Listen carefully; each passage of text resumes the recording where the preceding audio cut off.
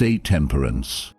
Have you ever felt your mind racing with anxious thoughts, your heart pounding in your chest, and your emotions spiraling completely out of control? That overwhelming sensation when stress takes over, making it impossible to think clearly or find peace. If you're nodding right now, you're exactly where you need to be. In today's chaotic world, finding calm isn't just a luxury, it's essential for survival. The ancient Stoics developed powerful techniques that remain remarkably effective thousands of years later. Before we dive into these life-changing strategies, take a second to hit that subscribe button and turn on notifications so you never miss our Stoic wisdom. Drop a comment sharing what triggers your stress most often. I read every single one and use your insights to create content that truly helps. This community grows stronger when we share our struggles and victories together. 1. Practice negative visualization. What's the worst that could happen? This question isn't pessimism, it's the powerful Stoic practice of premeditatio malorum. When anxiety strikes, our minds often create vague yet terrifying scenarios. Instead, deliberately visualize specific difficulties that might occur. By mentally rehearsing challenges, you're inoculating yourself against their emotional impact. Seneca regularly practiced imagining the loss of his wealth, status, and even loved ones, not from negativity, but to appreciate what he had while preparing his mind for inevitable challenges. He wrote, "He who has anticipated the coming of troubles takes away their power when they arrive." This mental rehearsal doesn't manifest problems, rather, it removes their sting when they actually occur. Consider applying this to everyday situations. Before an important presentation, visualize your computer crashing or forgetting your points. Mentally rehearse how you'd handle these scenarios with grace. This preparation creates a psychological buffer that prevents panic when real challenges arise. The beauty of negative visualization lies in its paradoxical effect. By contemplating potential losses, you simultaneously deepen gratitude for what you currently possess. Every night before sleep, try imagining losing something you value. Notice how this practice makes ordinary blessings feel extraordinary. Have you accidentally prepared yourself for difficulty just by worrying about it beforehand? Share in the comments if this mental rehearsal helped when the actual situation occurred. Has negative visualization ever increased your appreciation for what you have? 2. Focus on what you control. Some things are within our power while others are not. This fundamental principle from Epictetus might be the single most calming concept in Stoicism. Born into slavery and later disabled by his master, Epictetus understood profoundly the importance of distinguishing between what we can and cannot influence. When overwhelmed, we're often entangled in matters beyond our influence. Others' opinions, external events, circumstances outside our control. This mental wrestling match with reality is exhausting and futile. The energy wasted fighting unchangeable circumstances could instead power meaningful change where possible. The solution? Draw a clear line between what you can and cannot control. Your judgments, values, responses, and efforts are within your sphere. Nearly everything else, from weather to others' actions, lies outside it. This clarity isn't just intellectually satisfying, it's emotionally liberating. Try this practical exercise. When facing a stressful situation, take a piece of paper and draw 2 columns. Label one within my control and the other outside my control. List every aspect of your concern in the appropriate column. Then commit to directing all your energy toward the first column while practicing acceptance of the second. As Epictetus advised, make the best use of what is in your power and take the rest as it happens. This isn't resignation but strategic allocation of your finite mental resources. Which area challenges you most? Letting go of others' opinions, accepting unchangeable circumstances, or something else? Share below so we can learn from each other's struggles. What's one situation where applying this distinction immediately reduced your anxiety? 3. Engage in journaling and self-reflection. Marcus Aurelius wrote his famous Meditations not for publication but as a personal journal to clarify thoughts and strengthen his mind. This Roman emperor, despite controlling the known world, still needed the clarity that journaling provides. Journaling creates distance between you and your emotions, allowing objective examination. The Stoics believed that distress comes not from events themselves, but from our judgments about them. Writing externalizes these judgments, making them visible and therefore manageable. As you write, you become both participant and observer of your mental processes. Try this 3-part exercise when feeling overwhelmed. Describe the situation factually without emotional language. Identify and name the emotions you're experiencing. Question your thoughts. Is this belief true? Is it helpful? What would be more reasonable? For maximum benefit, establish a consistent journaling practice rather than waiting until distress strikes. Even 5 minutes each morning of reflecting on potential challenges and your virtuous responses can transform your reactivity throughout the day. Consider this powerful journaling prompt from Seneca. I was shipwrecked before I got on board. Reflect on how you might be creating mental disasters before they happen and how rewriting these narratives might change your experience. The magic lies in externalization, moving the storm from inside your mind onto the page, where you can navigate it skillfully. Many clients tell me this practice alone has dramatically reduced their anxiety. Do you currently journal? If so, how has it helped you process difficult emotions? Your experience might be exactly what another viewer needs to hear today. If you don't journal yet, what's your biggest obstacle to starting? 4. Employ mindful breathing. Your breath is a powerful anchor to the present moment and a direct link between mind and body. The Stoics understood that mastery of self begins with control of the most immediate processes, none more essential than breathing. When anxiety accelerates your breathing, consciously slowing and deepening your breath sends immediate calming signals to your nervous system. Try this. Breathe in for 4 counts, hold for 1, exhale for 6, hold for 1, repeat. This extended exhale activates your parasympathetic nervous system, your body's built-in calming mechanism. Just 3 minutes of this pattern can significantly reduce stress hormones and bring clarity to a clouded mind. What makes this distinctly Stoic is the intentionality behind it. You're exercising rational choice over automatic physiological responses, remembering that while emotions arise unbidden, your response remains within your control. Seneca might have called this taking back the reins of your physiological responses. Modern research confirms what Stoics intuitively understood. Breathing patterns directly influence emotional states. When you feel anger rising, notice how your breath becomes shallow and rapid.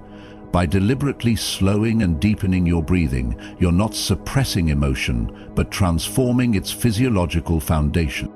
For practical application, set 3 daily reminders to check and adjust your breathing.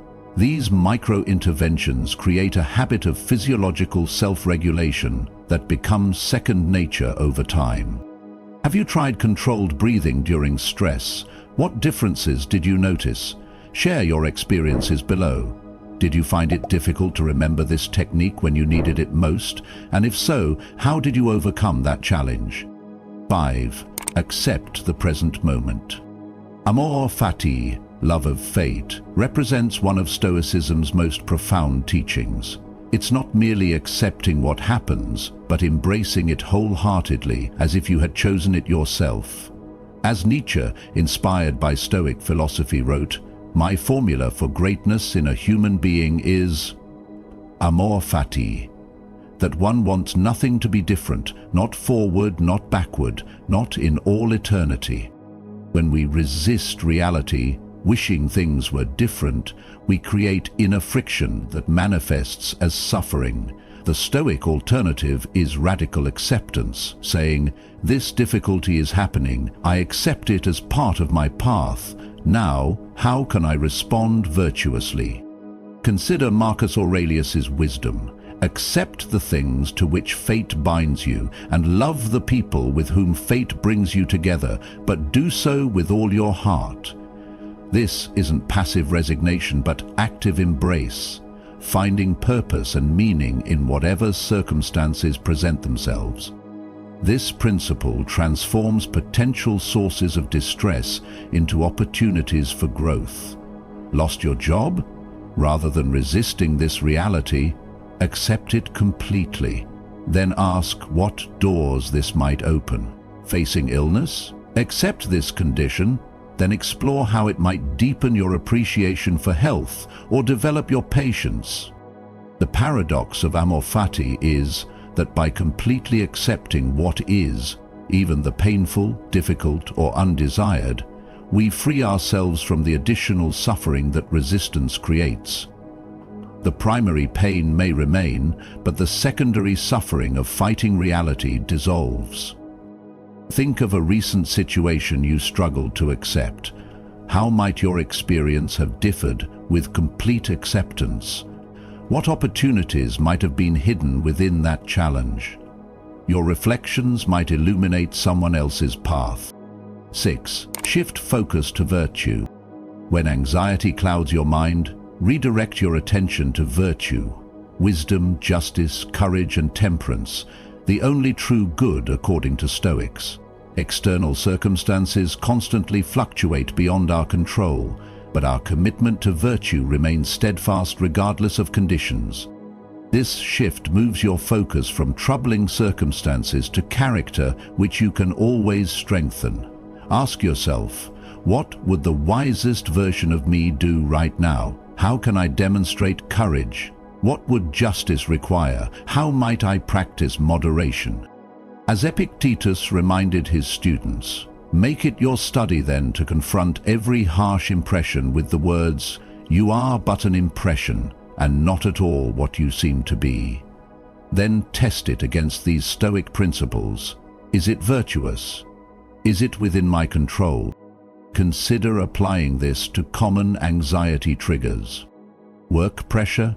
Focus on bringing wisdom and diligence to your tasks instead of worrying about outcomes. Relationship conflict?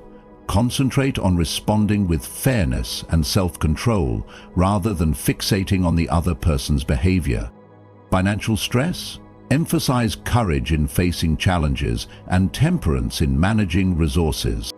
These questions elevate your perspective from immediate distress to timeless principles, reminding you that even in adversity you can express the highest human qualities. Marcus Aurelius put it perfectly. Just as nature takes every obstacle, every impediment and works around it, so too a rational being can turn each setback into raw material and use it to achieve its goal. The beauty of virtue focus lies in its accessibility. No matter your circumstances, acting virtuously remains possible. This creates an unshakable foundation for peace that depends solely on your choices, not external conditions. Which virtue challenges you most during stress? Do you find wisdom difficult when emotions run high? Does courage elude you when facing uncertainty?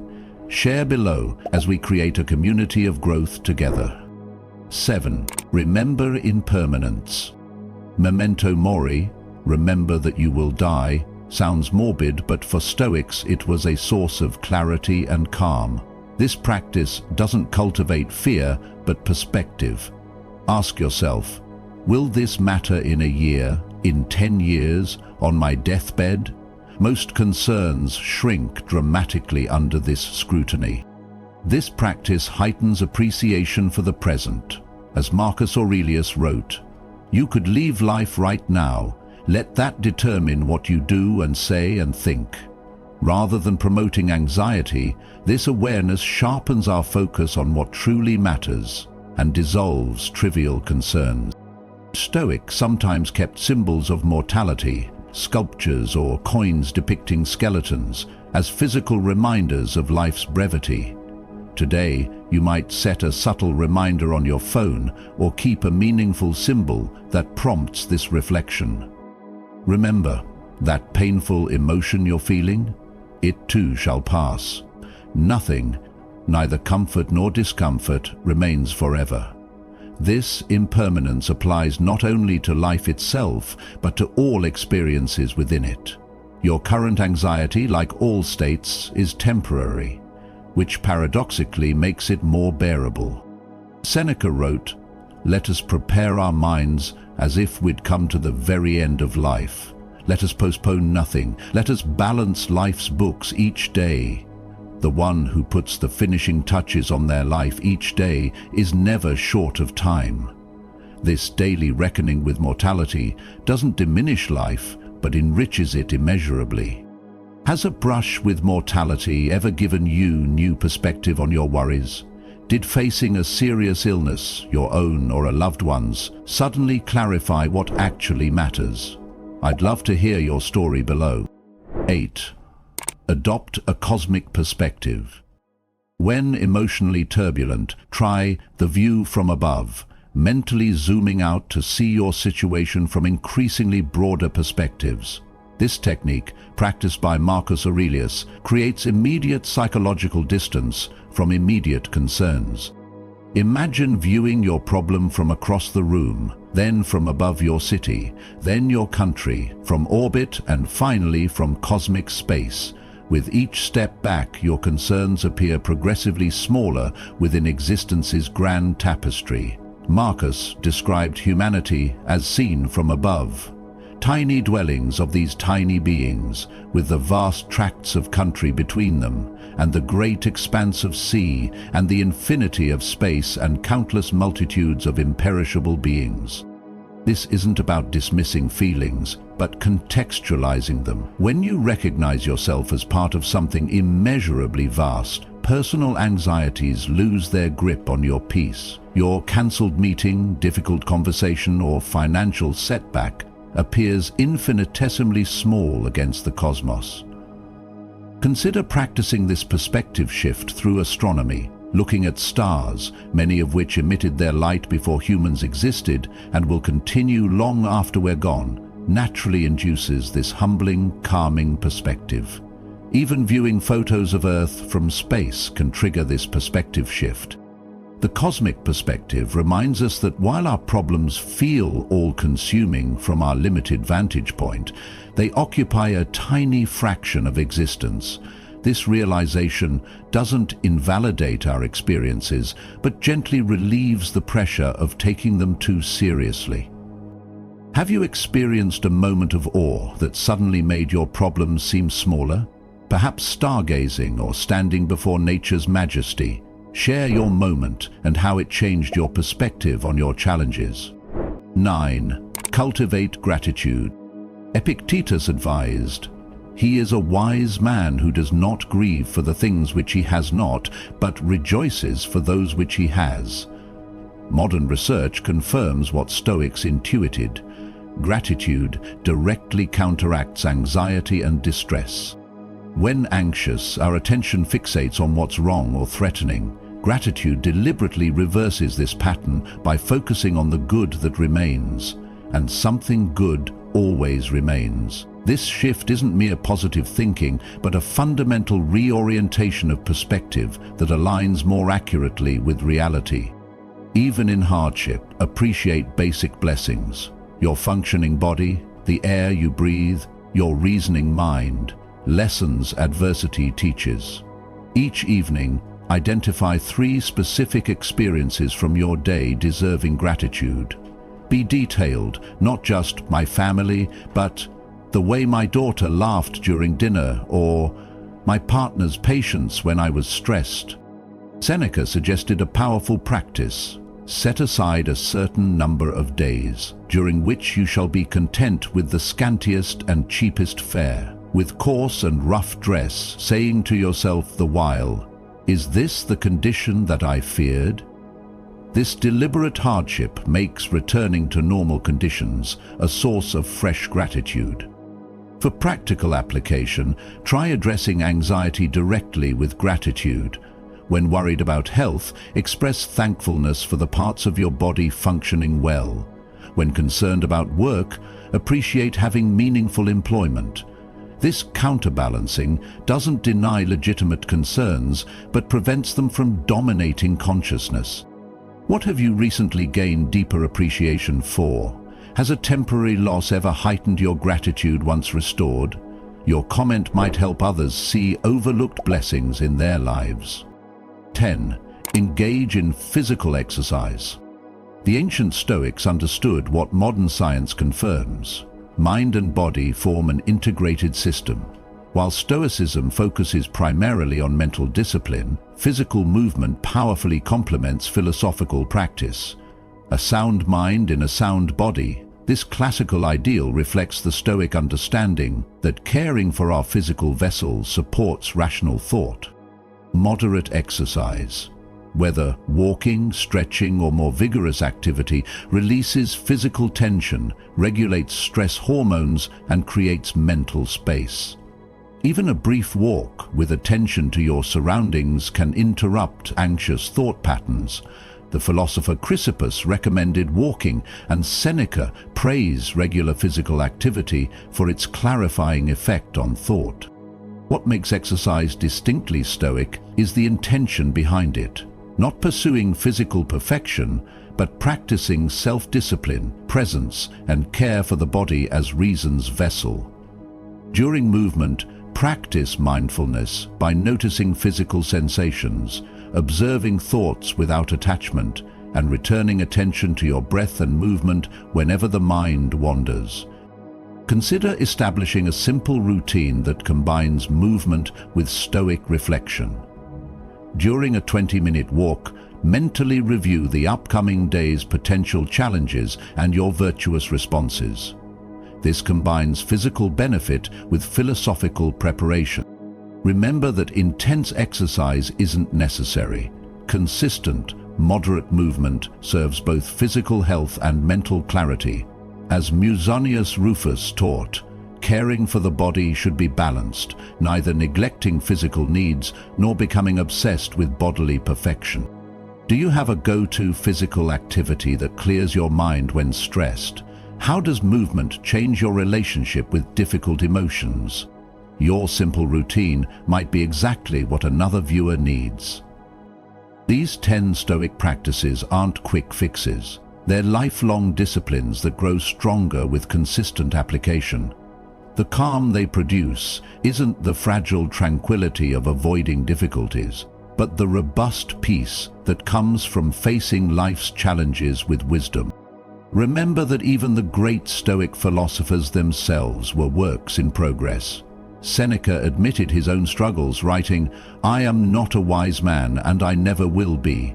The path isn't about perfection, but persistent effort toward wisdom.